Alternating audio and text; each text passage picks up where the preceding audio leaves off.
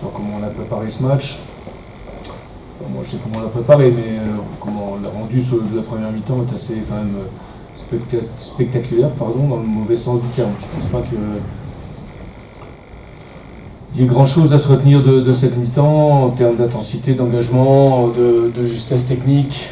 On peut être mené 0-3 ou 0-4 à la mi-temps sans sourciller. Donc voilà, on avait encore cette chance d'être à peu près en vie à 0-2, parce qu'on sait que 0-2, si on arrive à marquer, ça peut être un score qui se retourne assez rapidement et du coup assez facilement. Et du coup, c'est ce qu'on a vu en deuxième mi-temps. Après, bon, voilà, on va pas aborder les matchs de Ligue 2 quand on veut les gagner, avoir la prétention de quelque chose, jouer que 30 minutes. Donc, c'est assez inexplicable, mais malheureusement, je suis comme vous devant les faits et à la mi-temps, j'étais aussi également abasourdi. Est-ce que ça crié un peu à la mi-temps? Est-ce que tu as secoué un peu les joueurs pour... Oh, ça peut pas crier tout le temps, hein. On s'est déjà un peu énervé après Châteauroux, c'est pas la peine non plus, voilà, mais il faut dire les choses. Et dire les choses, c'est pas toujours dire les choses en hurlant. Donc voilà, j'ai attendu rapidement, ou j'ai demandé rapidement, très rapidement, parce que j'avais peur de faire des erreurs. J'ai déjà certainement fait des erreurs dans ma composition d'équipe de départ, puisque rendre une copie comme ça à la mi-temps, j'y ai fortement... certainement et sûrement des responsabilités et moi je les fuis pas. Voilà. Et voilà, j'ai demandé un autre comportement rapide, tout de suite, immédiat, qu'on a vu dès qu'on est rentré quasiment sur cette deuxième mi-temps. Je ne sais pas trop pourquoi, mais tout d'un coup ça s'est complètement inversé. Et du coup le but il nous a relancé et après et du coup on se demande même comment on fait pour pas être à 2-2 quoi. Je veux dire, c'est quand même invraisemblable. Je pense qu'on a un 2 contre 1 joué avec le gardien. Bon, enfin bref, on a tout fait. Par contre, ce qu'il fallait dans la deuxième mi-temps pour revenir, être performant, montrer quelque chose, on a fait une très bonne demi-heure.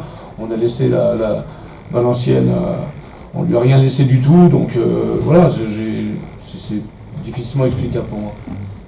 Parce que même avec la même équipe, en début de deuxième mi-temps, notre comportement était complètement différent. C'est toujours... Parce que ça, vous pouvez revenir rapidement à 2-2 à la 68e, je crois. Il reste du temps derrière, donc ce manque de réalisme...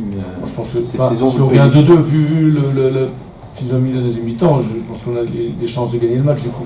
Parce qu'à 2-2, je pense que l'adversaire aurait été mal. Après, l'orage est un peu passé, ils se sont remis un peu dedans. Je pense que le troisième but est hors jeu. Enfin bon, de toute façon, en ce moment, on ne va pas trop discuter de ça non plus, parce que je pense qu'il y a une faute sur le premier et le troisième but, mais bon, c'est pas grave.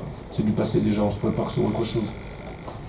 Est-ce que pour vous, maintenant, l'enjeu, c'est d'arriver à trouver des leviers pour continuer à progresser, à évoluer? Parce que la fin de saison peut apparaître un peu longue maintenant que vous êtes dans ce milieu de classement. La fin de saison, elle sera ce que l'on voudra bien en faire.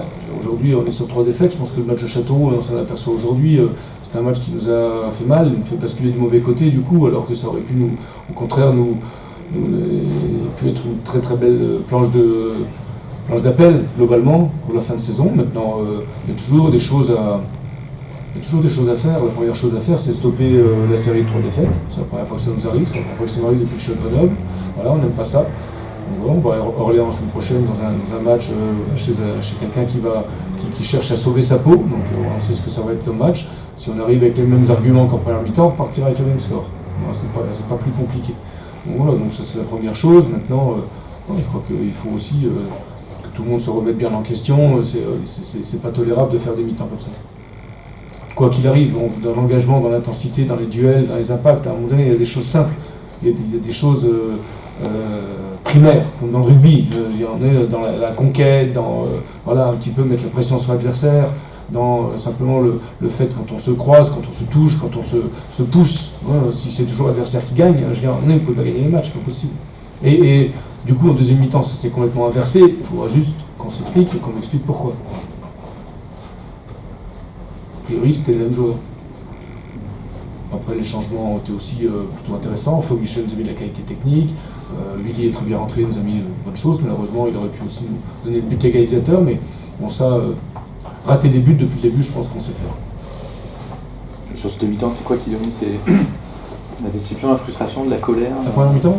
Ouais, sur le match en ensemble, parce que... non, mais moi je suis dans la compréhension de la première mi-temps, parce que je veux dire, elle doit être punie, parce qu'il y a encore un sketch sur le hors-jeu, le but refusé pour hors-jeu, c'est un sketch, il faudra quand même à un moment donné qu'on nous explique à quel moment on décide que les gens sont hors-jeu ou pas. Parce que nous on comprend plus rien, on est à peu près bien placé, on est sur le banc de touche, on est sur le terrain, mais moi je vais vous dire, on me demandait d'expliquer, moi je sais pas. Bon, donc voilà, en tout cas j'aurais été le coach adverse, j'aurais les boules, parce que je veux dire, à un moment donné, voilà, c'est des choses assez bizarres. Mais Donc voilà, je suis plutôt dans l'incompréhension d'un match comme ça. Ce que je sais, c'est qu'en fait, de toute façon, on n'est pas surpris. On savait ce qu'il fallait mettre contre cette équipe de Valenciennes, que si on ne le mettait pas, on allait à la douche froide. C'est ce qui s'est passé à la mi-temps. On a rallumé l'eau chaude dans la deuxième mi-temps, heureusement. Je ne sais pas par quel miracle ou quel biais, simplement chacun, je pense, s'est remobilisé. Et puis, et à peu près simplement rester dans ce qu'on peut connaître de chaque joueur. Je ne pense pas qu'il y ait un joueur en première mi-temps à pouvoir sortir du lot. Pas dire celui-ci ou celui-ci a été meilleur. Ou était au moins à son niveau. Alors qu'en deuxième mi-temps, il n'y a personne non plus à enlever du coup. C'est marrant. C'est les... Je sais pas comment dire. C'est les mystères du foot.